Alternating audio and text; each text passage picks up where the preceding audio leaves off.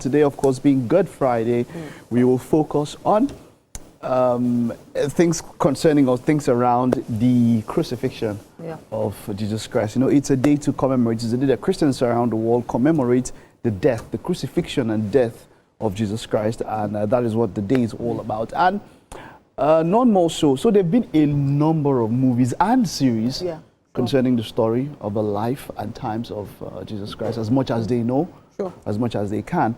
But Mel Gibson's Passion of the Christ strikes a very, very different chord. Why so? The number one reason why Mel Gibson's Passion of the Christ strikes a different chord, because it was, the language was the original Aramaic and Hebrew.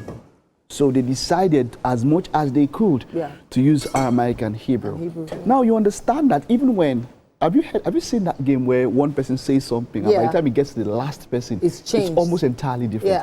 Even when you want to retell in the same language, you are a writer, you're an author, so you know that in retelling even the same events in the same language, a lot of things even still get lost. It changes. How much more when you are translating? That's why there's a term called lost in translation. In translation, exactly. The transit or translation, as it were. And it is said that Aramaic and Hebrew, both languages, you had about 18,000 words in the original manuscript. And English was just limited to 6,000 words. Goodness me. In translation.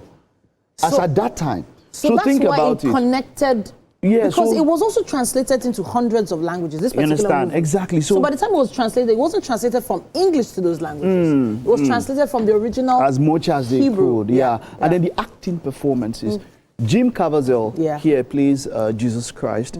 I had some quite interesting stories about his time behind the scenes and all of that. And because of its very graphic nature, this movie is extremely graphic.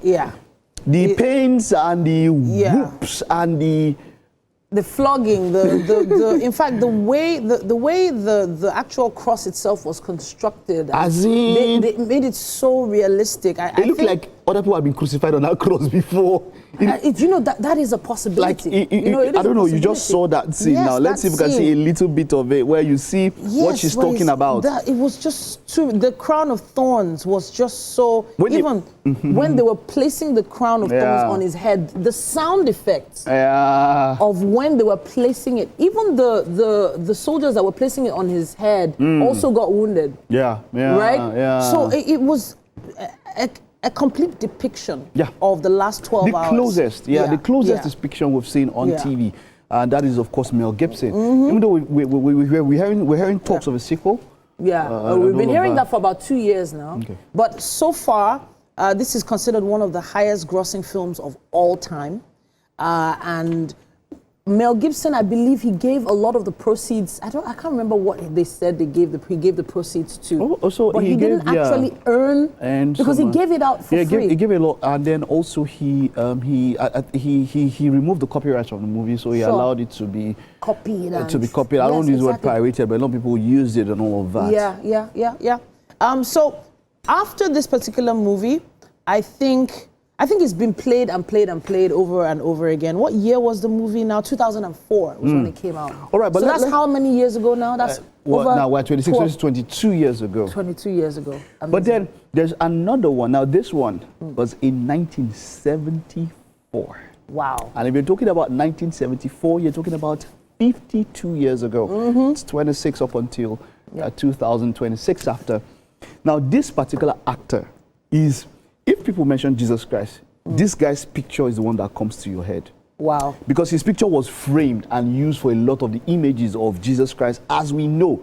Because most millennials grew up with. Growing up, this was the guy that we saw his face. And that's talking about Robert Powell. He plays Jesus Christ in Jesus of Nazareth. 1974, that had 4 parts. Let's take a look at, I think there's a 1-minute clip of Robert Powell talking about people mistaking him for Jesus. I don't know why I use the word mistake, because you play, do you know?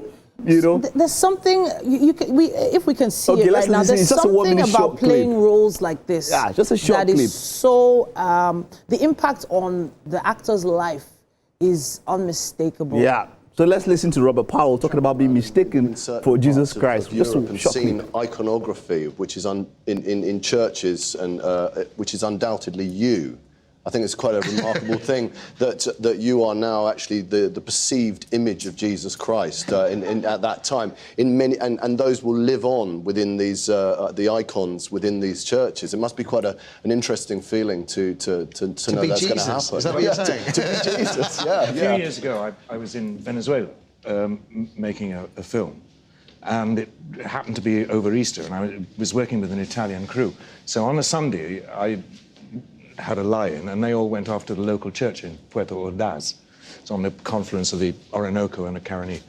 And they all came back giggling at lunchtime, and they said, "You have no idea. It's a good job you didn't come with us to church, because behind the altar, the icon is you." Walking into the church. It is. They had found a magazine photograph, blown it up, and that was it. You know. It's considered, right?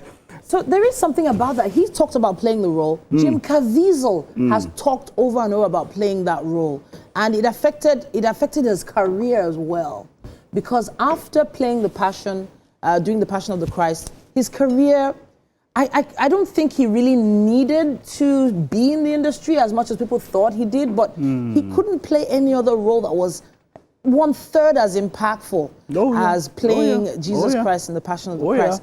So there's just something about playing that role, and I think it's a very important decision. It is. That we need to take seriously. Maybe let's see a few clips of Robert Powell in the original, and when I say original, not because of there's a fake one, but because it was the one that many of us grew up watching, Jesus of Nazareth, the one that had 4 parts. Let's just see a clip of Robert Powell playing it, and then you understand how Jesus-like he was. Some people say he was more Jesus than Jesus. Look at this image. Look at this image. This is the Jesus that. Like. Wow. So the thing was the jaw, the chin, the jawline, how it came up, and then there was this image where he's looking up, and then the jawline. I'm like, yeah, it was deep. It is he that is speaking to you. Wow. Wow. What do you think about that image? Wow. I mean, I could just cut it and just so people cut that clip, like what he said, they cut that picture and framed it, and it was in a lot of churches. Wow. It was basically everywhere. Powerful. And so I'm telling you, Robert Powell, I me myself, I'd seen even in Nigeria here, many cutouts of you go and you want to buy an image of Jesus Christ, and the cutout that you see is Robert Powell. Robert Powell is the one who played this very remarkable Jesus Christ. 1974, this movie, Jesus of Nazareth. This was where the Pharisees and the scribes, the Pharisees and the Sadducees, where they said you cannot walk on Sabbath, because he healed a blind man on the Sabbath. And he said he was walking on the Sabbath and all of that. So now, in the more modern times, there is another version of, well, I'll say the Passion of the Christ, but the journey of Jesus from when he met his disciples. Okay. And that's called The Chosen. We've talked about The Chosen many times on the show before.